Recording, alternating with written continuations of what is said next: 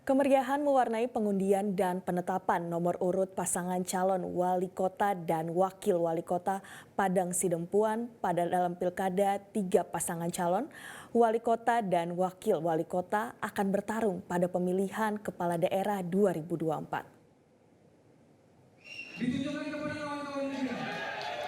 Suasana antusias masa pendukung pasangan calon wali kota dan wakil wali kota Padang Sidempuan yang ingin menyaksikan secara langsung penetapan nomor urut ketiga pasangan calon yang akan bertarung pada pemilihan kepala daerah 2024 yang diselenggarakan oleh Komisi Pemilihan Umum Daerah Padang Sidempuan di Gedung Adam Malik.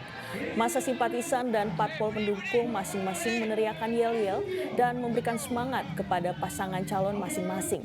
Ketua Komisi Pemilihan Umum Daerah Padang Sidempuan, Tagor Dumora Lubis mengumumkan secara terbuka nomor urut 1 pasangan calon wali kota dan wakil wali kota Irsan Effendi Nasution dan wakilnya Ali Muda Siregar. Pasangan calon wali kota dan wakil wali kota dengan nomor urut 2 yakni adalah Letnan Dalimunte dan Heri Falevi Harahap, dan nomor urut 3 pasangan calon wali kota dan wakil wali kota Harvendi Harahap dan Gempar Nauli Nasution.